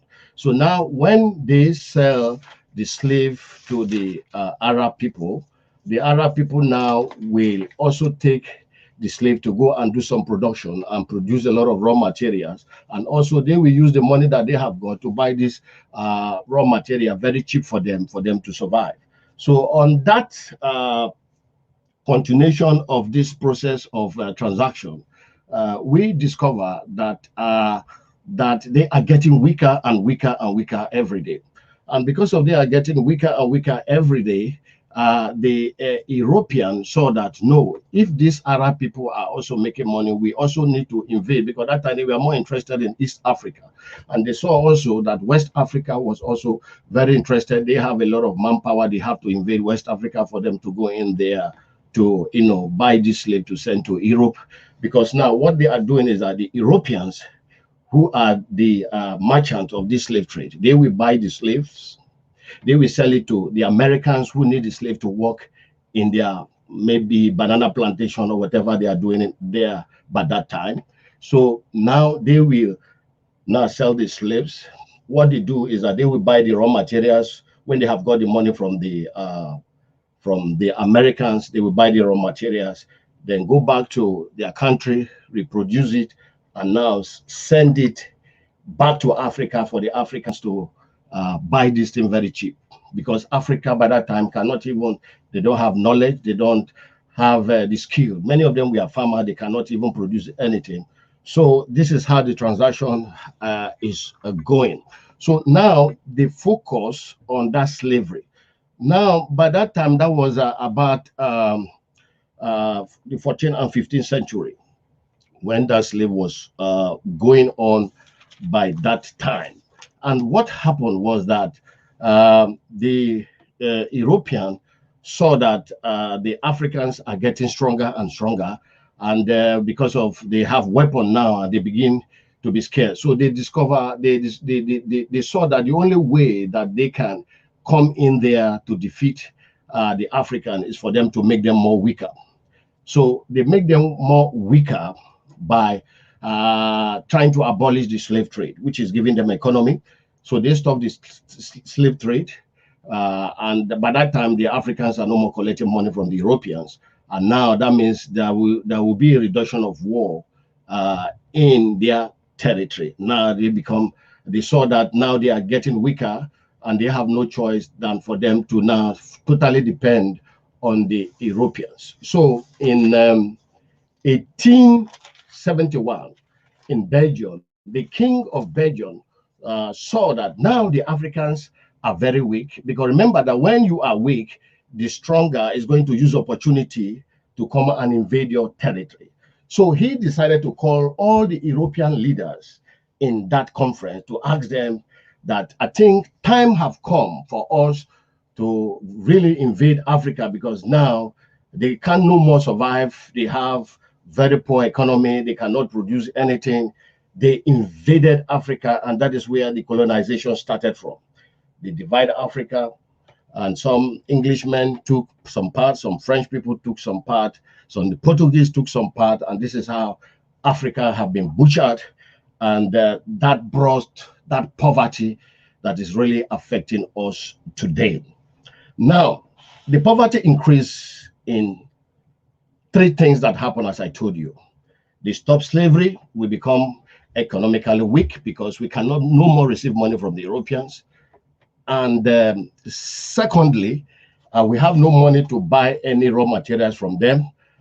And thirdly, when the Europeans now come together, they went back to their country to go into industrialization. They burst in producing weapons, producing equipment, producing sophisticated technology that can speed their economy. So their economy developed very fast, and you can see the marginal gap. And another thing that triggered that happened was that when the colonization was taking part in Africa, they have their leaders, they have their technicians, they have their architects, they were building roads, they were constructing railways, they were building the airways, the boat, the train. What they are doing, they were invading, buying the raw materials, shipping it to Europe, developing Europe, taking care of Europe. Nothing was given to Africa. Indirectly, they were really stealing from us. And that makes us really very, very affected because we do not really get anything from them. Now, and now the question we are asking today, now how do they go out from that invasion? How do they go out from that of European invading them? They all came together so that now if we don't come together to fight, or if we don't come together to hit these people, we are going to lose Africa. So they stop fighting each other, they stop selling one another, they come together. And the Europeans saw that these people are getting more stronger. If we don't go away from Africa right now, these people are going to deal with us properly. Now, what happened? Many of the leaders woke up. They begin to protest that they want independent. They want independent. They want to take care of their country. They don't want any foreign investor to come down there. And suddenly, what happened? Some of the Africans begin to take care of the economy and so on and so forth. The European now left. But up to today, the impact of that poverty is still affecting us. But there's one thing I want to tell you today before I go, which people still don't know about our continent, is that one, Africa is the second largest continent in the world. The second largest continent in the world. And Africa also have the greatest, let's say about 50% of the raw material that you can find anywhere in the world is also in Africa. So that means we are still very rich despite what the Europeans have done for us, what they have taken from us. We are still very rich. But the only thing that they do not do for us, they did not dictate any of the Africans. The only thing they left for us is just standard 6. And a standard 6, somebody cannot be able, to go into more higher education to produce technology that can challenge the world. None of our products are being sold internationally. They block us, they bind us for so many things. We cannot travel out. But when they came without visa. They invaded us. But now you can see what is happening with brain. Now, this colonization or this slavery that have stopped actually have not stopped. Why? Because they have also created another method by taking our youths, bringing them down to Europe. And when they come down to Europe, they may maybe give you a better big offer. What they need from you is your knowledge so that you can continue to use your knowledge to develop their country, to develop their nation. You will never go back. Some people have lived here 50 years. Some have lived here 50 years. And you can see actually what is happening. It's very Thank you, Pastor Prosper. May God bless you. May God bless you, Ada Jesus. Thank you, Pastor Prosper. Thank you for that wonderful topic, for that wonderful speech that you have given to us. Of a truth, when I said before, I do understand the anger, the holy anger of everyone, depending on the angle that you are watching. Someone may not understand how can we have all these things, and yet look at how our children, our youth are dying in diaspora. Look at how they are entering sea in order to look for means. Why we have all this? How can you be speaking to me that we are the largest, we have everything, and what is happening? Because why? Someone needs to tell that is what you have done. Where did this problem originate from? Yes, we have all these things, but we are facing a lot of blockage. We are facing a lot of blockage, which is not easy, because when you are fighting with one man, it is very easy for you to demonstrate your strength. But when you are fighting with everybody against you, really it is not an easy fight. That is the problem of Africa. A whole Europe come together, a whole America come together to fight against only one nation. So even if you have the whole world and everybody is against you, it is not easy to rise. But by the special grace of God, we are going to rise. We will rise. Africa will rise. Like what our pastor has said. Yesterday I was in a TV program. person there. He said that how is it possible that an European and a youth European can decide to go on vacation? He will just pick his passport, he will just go to the airport or embassy, and they will just stamp him immediately, and he will go to Africa without no control, nothing, and just enjoy himself. Go to Asia, go to America. But when an African youth want to travel out, you see that they block you. You cannot get visa. You cannot move. You cannot. There are a lot of blocking that have made people to now look for alternative, to risk their life, to look for ends meet. It has not been easy, and this has been also included in our politics, in everything. They block us. Okay, look at, we produce good things. Our products last even more than them, but we cannot export them. You cannot see a white man going to buy an African product because this is a kind of a plan, to marginalize Africa, and that is why you see it's like Africa is not moving, but we will move, we will arise by the special grace of God. I have hope on Africa. I trust that we are going somewhere, because why? A problem known is a problem solved. Before, many people have been, some few people that have been able to speak have been silent by killing them on one way or the other, or by violence. But now you cannot silence everybody. There are many angry minds, there are many holy angers everywhere, so you can't silence everybody. So a time has come, a time is coming. Africa will rise again. God bless you, all the speakers in the house. God bless you, Pastor Prosper. God bless you, Mr. Marlo, thobi. God bless you, Barrister Ukonu, enny, Okosun. I don't know if he's still in the house. We are just rounding up. It has really been a great day, a great program. I'm really honored. I'm really privileged to have all of you in this program, Arise Africa. We really need this program. We really need this, because we really need to hear some things, because sometimes you might create your own anger, but maybe there are some other things that will make you, to understand that, there is still a solution, there is still something to be done. So I just want to give some few questions so that we can round up because of our time, because we'll have a next program.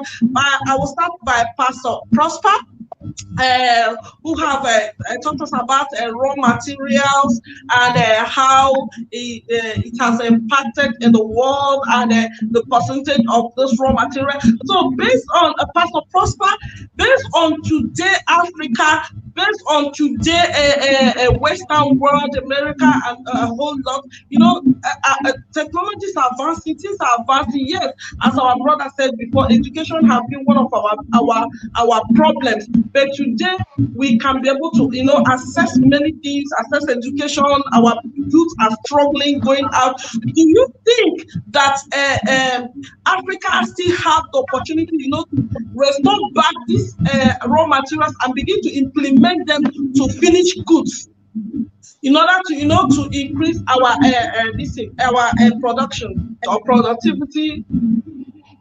Well, let me just add one or two things before I answer the question. One of the solutions I have already laid down before is that we must get our language back. If Africa will get some of these things right, our language is important. Number two, we must work on our belief system, because they have tampered with our belief system. We must have a new ideology and philosophy of Black for Africa. Once we can work on our belief system, I tell you, and work on our language, we can get everything we have lost back to ourselves. Because once they tampered with your identity, they have tampered with your life. And to begin to understand that God has blessed us with so many raw materials, and He has given us these raw materials to rule the world, and we need to begin to work on ourselves, because the problem now is inside of we Africans. The problem is not about white man, it's not about the Western world, it's not about Chinese people. The challenge now is for us, we must admit that something is wrong and get our language. That's why if you go to Europe, they have about 54 countries. Those countries speak different languages. So we must get our language back, because if we begin to use our language to teach science, to teach our children about science, I'm telling you, we're going to get technology back. We must get back to our own self and produce our own machines, produce our own technology, There's nothing that we want to produce that the raw material is not in Africa. So our language is important. Our belief system, we must work on it, and our value system. These three things is important for us to put our raw material into use, for us to begin to produce our own product and sell to them. I thank God for Pastor Chris. He made a very vital point when he was talking. So we must understand that if solution is going to come, number one is our language. Language, whosoever has tampered with your language have taken your life, have tampered with your life. So let's get our language back. Pastor Prosper. Thank you because of time. Thank you. We have heard you. That means we have hope. We can restore back. We can begin to implement. We can begin to, develop our raw materials, because this is where our major problem lies. Because when they come to take what we have, they produce it, they enrich themselves. We can equally produce it and get rich as well. God bless you. Please, the next question goes to Mr. Evans. Mr. Evans, please, Pastor Chris, bring all of us online. God bless you. We are rounding up. Bring everybody on set. Mr. Evans, please, you told us about landscape, the fertility of the land of Africa, how it can grow everything. So my question is that, do you think that there is a way we can produce, like, for example, our foodstuffs? We have not been able to be able to export our foodstuffs to foreign countries. Do you think there is a way we can Africa can have a kind of I don't know agreement or enter into this for Africa to export, because as our pastor also, so we produce good yams to other parts of the world in order to keep up. How do you see that? Thank you, Ms. Ada, for your question. It is true that Africans can produce for themselves, but it has been impossible for Africans to produce for themselves because of European conviction that is convincing us that we cannot do anything, convincing us that our products are bad. Therefore, we relied upon their products. That is a mistake. That is a wrong colonization of poverty. So, what we have to do is, let us go back to the olden days when the Europeans have not come to Africa. We were living on our own food. We were living on our own farming. But here is a time that Europeans have come. They are convincing us, according to what Pastor Chris was saying, that Europeans use colonization to damage us. Now, this time around, we have got to know the errors that we did.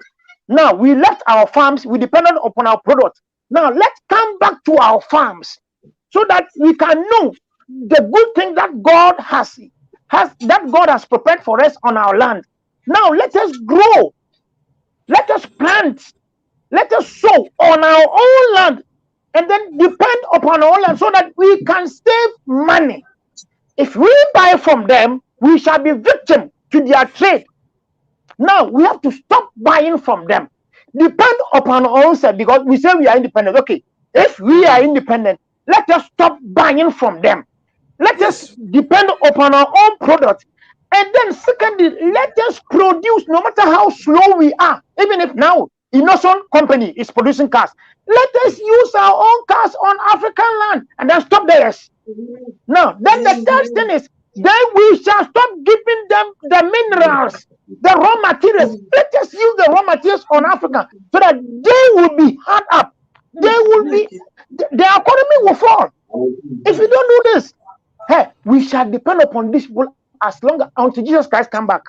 So let us learn something. We can depend upon ourselves on our farms. The only trick is that let us expand our farm, subsistence farming to be large-scale farming. Then we can feed ourselves. Then we learn how to preserve food. Then the next thing, our minerals, let us learn how to use them. Then we stop buying their machineries. We can, now that we can build cars, we can build machines. No matter how small it is, let us use them so that Africa will come back to its utility as God created us. God is not to blame if you don't grow.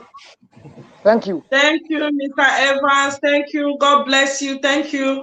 You are just hit to the nail.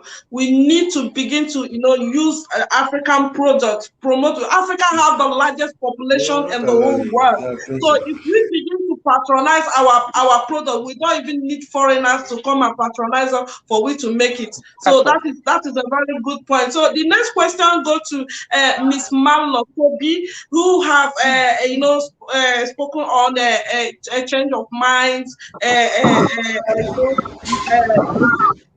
changing ourselves. If we want others to change, we have to, we have to begin on ourselves. So, Marlo, my question to you is that, do you think that we Africans, we are, using slave trade as an excuse for our lacking behind, for as an excuse for inability to, to produce or to be up to standard? Do you think that we are using colonization of slave trade to as an excuse? Really, what do you think? What do you think? Yeah.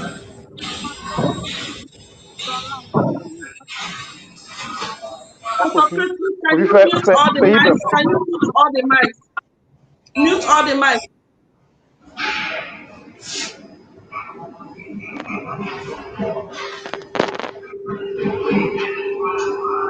Marlo, can you? We are hearing you. We are hearing you. Okay. Stop of the victimism, the over victimism. We have our slavery past that cannot be changed, but it is not no longer. It is no longer a reason for us to just take support on it to do nothing. Just that's the thing that has been done till up to now. Our slavery past, our colonialism past, our this, our that. Stop. Enough of excuses, enough of victimism or over victimism or over excuses. Enough of that. We need to take care of our value. We are priceless. We are valuable. Value. Once you take care of your value, you behave like what you are. You act and speak like what you are. Other people will follow you and take you as what you are. But that's what I was telling. The change starts by ourselves. For example, in front of the Occident, in front of the whiteness, if I am a queen, I know that I am a queen. I realize and think and act like a queen. In front of me, the whiteness will take me as a queen. As simple as this. We need to take care of our value. Once you take care of your value, don't be afraid to be out of your comfort zone. That's a very single problem. After taking care of taking the conscience of your value, getting out of comfort zone is that what you that's what ties ourselves a lot and change ourselves to our prisons. Thank you. I'm afraid of this, I'm afraid of that. So it's what's all about. Thank you, Marlo, thobi, because of our time. Thank you. God bless you. Yeah, you really make an impact, because you can never sell to others what you don't have. You must be able to change yourself. The way you portray yourself, the way you see yourself is how others are going to see you. You cannot see yourself as a slave and expect others to see you as a king or as a royalty. So you must begin to see yourself the way you want. Please, I want all the invited on screen, Pastor Chris. The next question goes to enny, Okosun,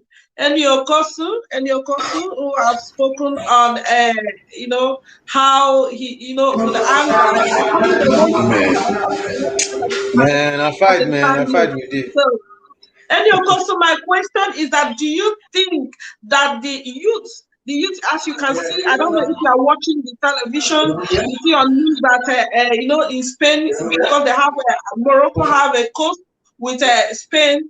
So it is a easy place for people from Africa to migrate to Europe. So you see that in the last 1 week, we are really having a lot of crisis. People, they open the bar. You know, you see almost every African want to leave. Every African youth want to leave. Almost 8,000 people in one just enter into the sea, swimming through the children. Children. So my question, I don't know why the noise. So my question: do you think that the youth are really this hunger of the youth to leave Africa is one of the most problems we have in Africa?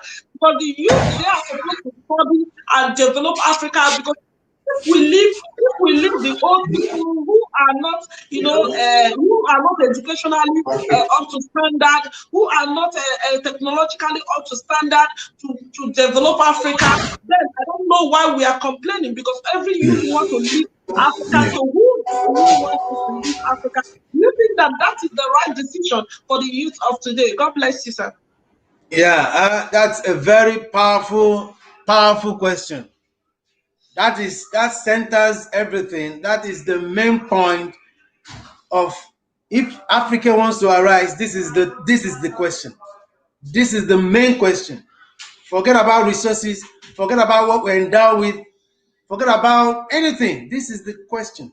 This is the question we need to address. Why are the youth living? They're living because it's not promising anymore. It looks as if prayers are not answered anymore, because there are Prince of Persia that we need to attack. We need to fight. We need to take the bull by the horn.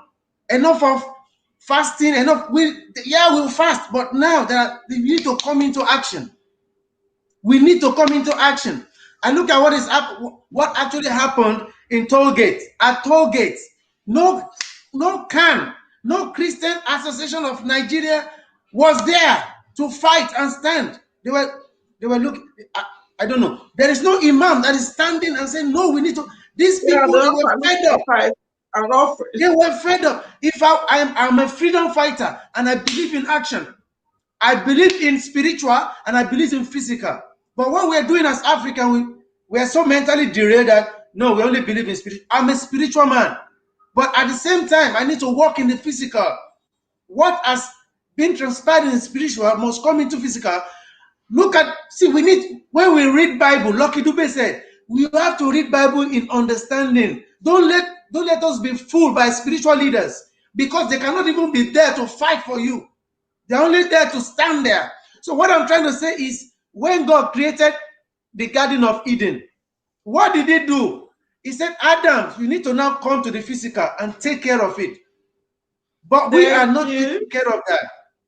So this is why the youth are living. And if the youth are living, they are fed up of the government that's supposed to take care of them. And that is why we need total destruction of these guys. Because your resources that God has endowed you with, they cannot manifest, because we still have Prince of Persia that they are hindering success, that they are standing against your promotion, that they are standing against the African continent to move forward. So this is where we need to now pray. This is where we need to attack by fire, we need to take charge. Yes, so that's just it. Thank you. God bless you. Thank you. It's a privilege to have you in this platform today. I need youths like you with a holy anger. I need them. We will not give up. To come and say your mind, but you people have to also, come back and know that you cannot fight from outside. You must go home and fight from your home, because if the home must be good, we must be at home to arrange our home. So that is a message that the youth have to, give out to everyone there. Please, we come back to we are rounding up. Come back to the platform. The next question is to our barrister. Please, can you bring our barrister on stage, please? Our barrister. So the question I want to ask you today, you have really spoken well. I love your word, because you know you must know your value for others to know your value. You must be able to know where you started and where you got problem, because everybody that got problem must have lose something. And Africa lost a lot of things, and we are just coming up, and we are still doing great. So my question to you is that, you spoke on, the impact of Africans and diaspora. Do you think that Africans and diaspora, they are impacting more on outside continent, outside what than they are doing to our Africans? Do you think that their absence in Africa contributes a lot to the undevelopment of Africa? God bless you. Okay, thank you very much, Mr. Ada. I believe that Africans in diaspora, one thing, what I always fight them so much, because I believe that most of them have had, on the statistics, when you look at most Africans in diaspora, all they do care most of the time just leave the country, and the next thing you see them do is to castigate their own country and see, because they've gone there, you've seen something better. So you feel that your country is now a piece of shit and you're not doing much to impact. To me, I feel that those people, when you go out there, you've seen something of value, something that your country, your continent doesn't have, then come back. Bring it back home. It might not be quite easy, because when you leave Africa, you just want to be like, oh my God, I don't want to come back.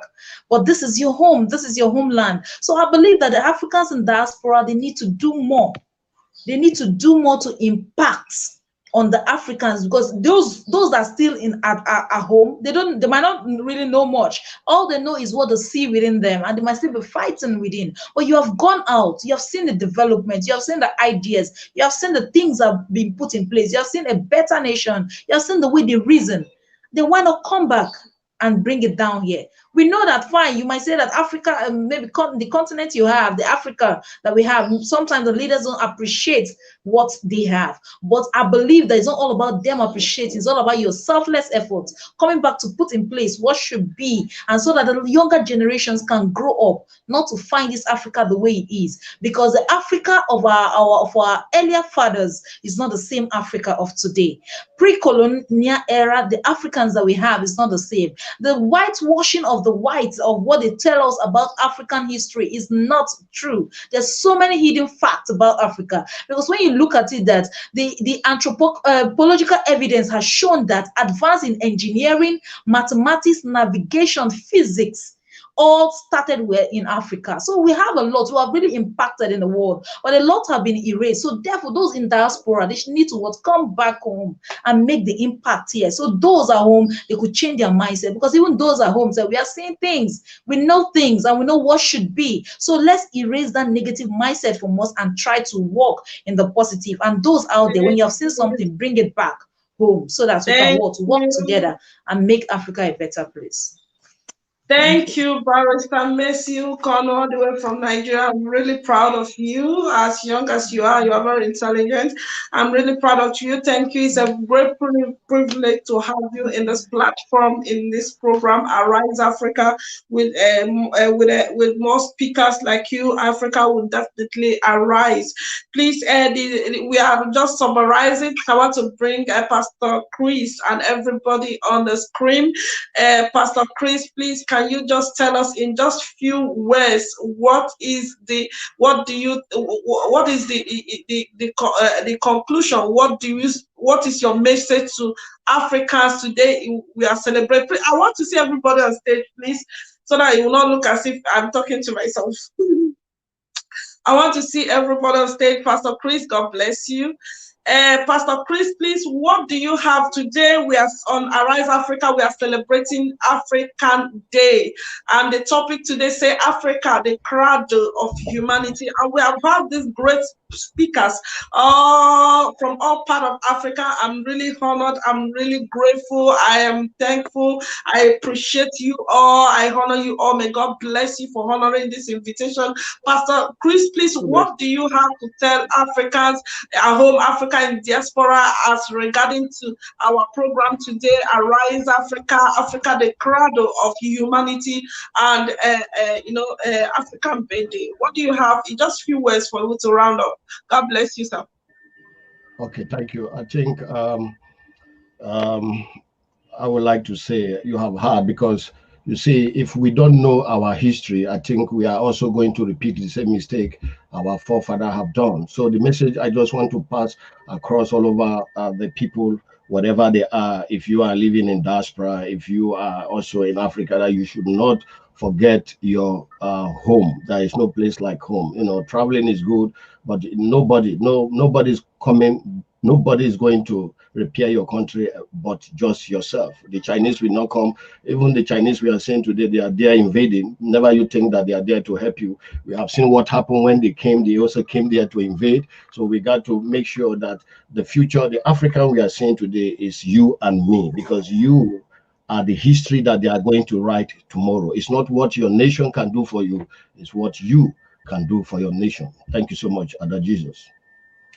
Thank you, Pastor Prosper. This is our program, Arise Africa, and I still remain your daughter, Minister Ada Jesus. I want to appreciate everyone that has spoken. Pastor Kanayo Prosper, thank you for honoring my invitation. Miss Marlo Thobi from Cameroon, thank you for honoring my invitation. God bless you.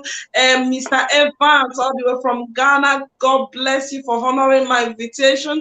And Mr. Thobi, enny, Okosun, all the way from Dubai, I respect. Thank you for honoring this invitation. Thank you for having, this is the first time I'm having you in Arise Africa, and I hope to see you more in Arise Africa, because I need more youth. I need more interventions of the youth. And our young barrister Ada Messi Ukonu, thank you. It is a great privilege to have you on the platform. Thank you, everyone. Pastor Chris, for giving us the forum, the opportunity, to create this. God bless you all for honoring this invitation. Thank you. And this is Arise Africa. Don't forget, next week we are still here on Arise Africa in Spanish version. We are still celebrating African Day.